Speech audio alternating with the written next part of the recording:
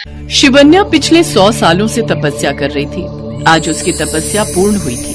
उसकी तपस्या पूरी होने के बाद नागराज उसके पास आते हैं और उससे कहते हैं, शिवन्या, आज तुम्हारी तपस्या पूरी हुई। अब तुम नागों की सुरक्षा के लिए परिपूर्ण हो। नागराज, मेरी एक इच्छा है। मैं नागलोक जाने से पहले कुछ वक्त धरती लोक पर बिताना चाहती हूँ। ठीक है, मुझे इससे कोई आपत्ति नहीं। जब तक तुम्हारा मन हो तुम वहाँ रह सकती हो। इसके बाद शिवन्या लड़की का रूप धारण कर धरती लोक पर चली जाती है। वहाँ पहुंचकर उसकी नजर एक गगन नाम के लड़के पर जाती है। गगन हाथ में पूजा की थाली लिए हनुमान के मंदिर में जाता है और वहाँ काफी देर तक पूजा पाठ करता है। फिर जैसे ही वो मंदिर से बाहर आता है तो उसकी टक्कर शिवन्या से होती है, जिससे गगन कहता है, बहन जी, जरा ध्यान से चलिए। एक पराये मर्द को टक्कर मारते हुए आपको शर्म नहीं आती? छी छी छी छी, मेरा पूरा धर्म भ्रष्ट कर दिया। तीनों लोगों का भ्रमण करने के बाद पहली बार कोई करारा लड़का मिला है। गगन वहाँ से चला जाता है और शिवन्या को वो पहली ही नजर में पसंद आ जाता है। शिवन्या उसका पीछा करते हुए उसके घर तक पहुंच जाती है और फिर उसे रोकते हुए कहती है, सुनिए, मैं बहुत देर से आपका पीछा कर रही हूँ। आपसे बात करने का बड़ी देर से मन था। देखिए बहन जी, आपको जो भी काम है जल्दी बताइए। मैं एक ब्रह्मचारी हूँ और ज्यादा लड़कियों से बात नहीं करता। बहन कहना बंद करो पहले। मुझे अच्छा लगा आपको हनुमान जी की भक्ति करते हुए देख। वैसे मैं भी शिव जी की भक्त हूँ। हाँ, तो ये तो अच्छी बात है। वैसे भी इस दुनिया से परे भगवान की भक्ति में लीन रहना ही अच्छा है। अच्छा, अब मैं चलता हूँ। शिवन्या को पहली ही नजर में गगन बहुत अच्छा लगता है और वो हर रोज गगन का मंदिर जाते हुए पीछा करने लगती है। वो हर रोज किसी न किसी बहाने से गगन से बात करने का मौका ढूंढती है। उसे अब गगन से प्यार हो गया, लेकिन गगन पूरी तरह से इस बात से अनजान था।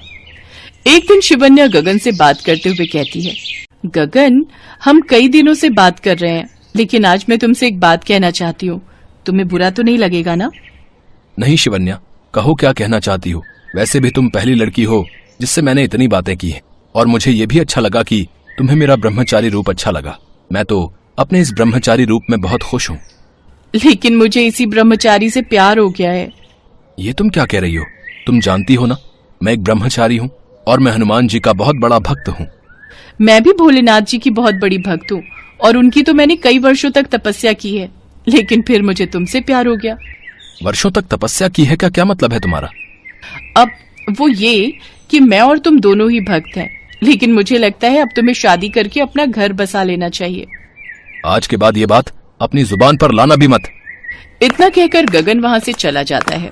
शिवन्या कई दिनों तक गगन को शादी के लिए मनाती रहती है, लेकिन गगन अपने ब्रह्मचर्य को तोड़ने के लिए बिल्कुल भी तैयार नहीं था।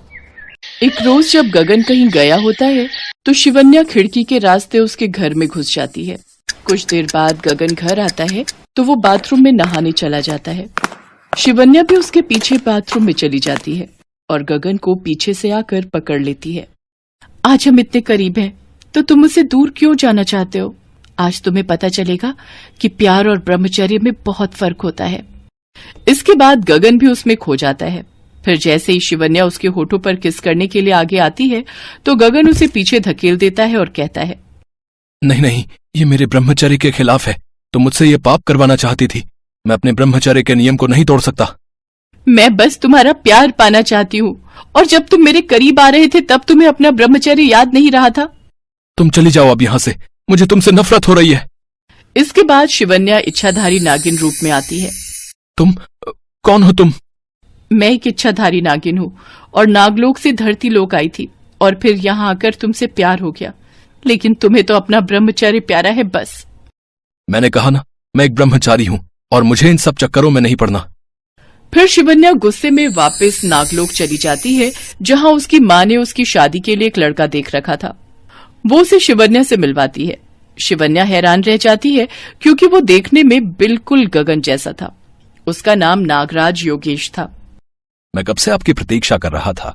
मैं सूर्यवंश का उत्तराधिकारी नागराज योगेश हूँ और मुझे अपने राज्य के लिए आपके जैसी शिव भक्त नागिन की तलाश थी, जो हमारे राज्य का सही से ध्यान रख सके। भोलेनाथ का भी अजीब खेल है।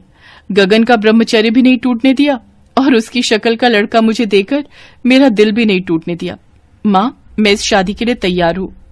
शिवन्या का प्रेम पूरी तरह अटूट था, इसीलिए गगन को योगेश के रूप में पाकर वो बहुत खुश थी। अब वो योगेश के साथ शादी करके खुशी खुशी नागलोक में रहने लगी।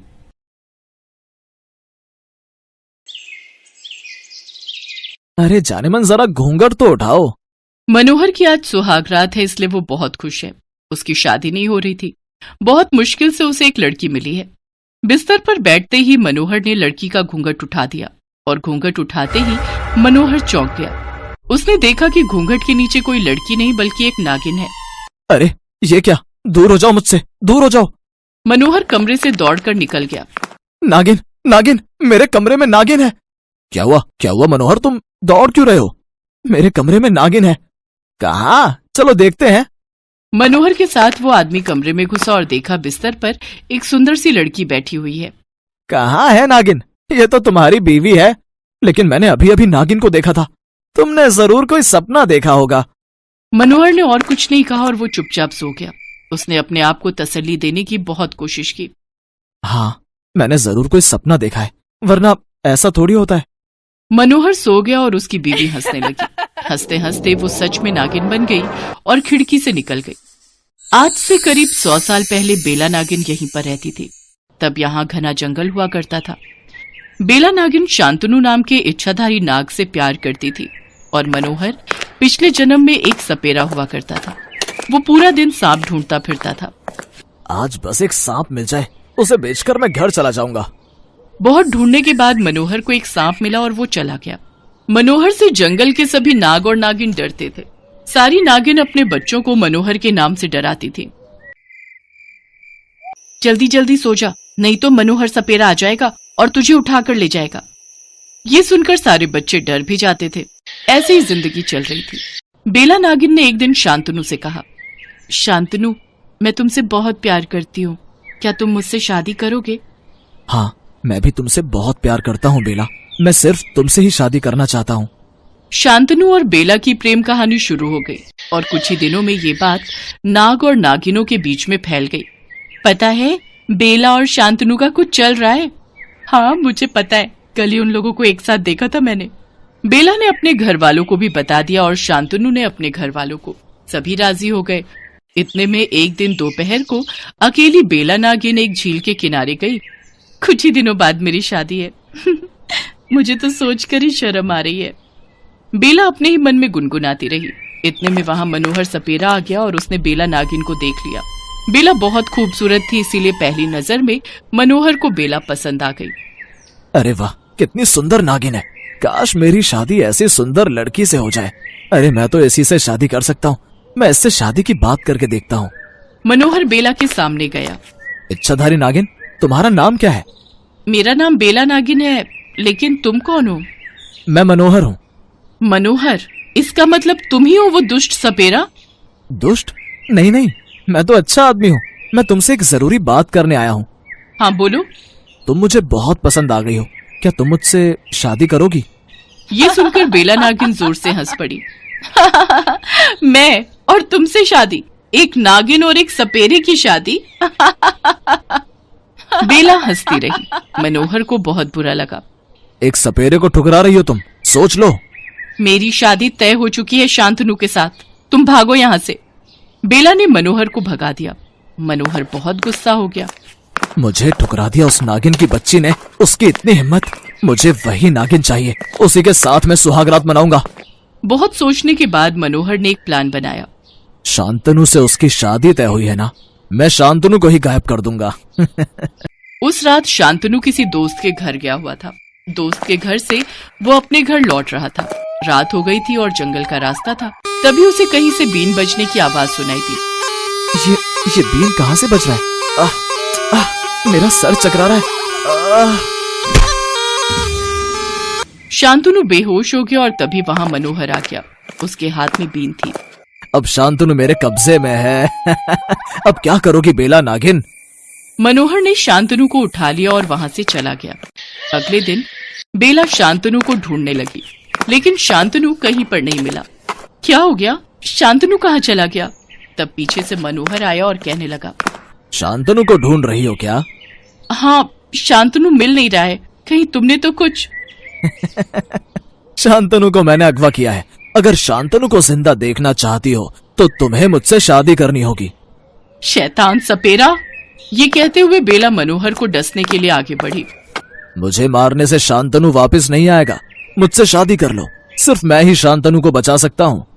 बेला के सामने और कोई रास्ता नहीं बचा।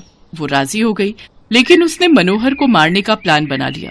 अगले ही दिन मनोहर से बेला की शादी हो गई और वादे के मुताबिक मनोहर ने शांतनु को छोड़ दिया और सुहागरात में बेला का घूंघट उठाते ही बेला ने मनोहर को डस लिया। मनोहर तड़पने लगा। आह, आह, मुझे मार डाला तूने। याद रखना, मैं तेरे साथ सुहागरात नहीं मना पाया। जब तक तू मेरे साथ सुहागरात नहीं मनाएगी तब तक तुझे मुक्ति नहीं मिलेगी। ये बोलते हुए मनोहर ने बेला के ऊपर पाउडर जैसा कुछ फेंक दिया और बेला की मौत हो गई। मनोहर भी वहीं पर मर गया।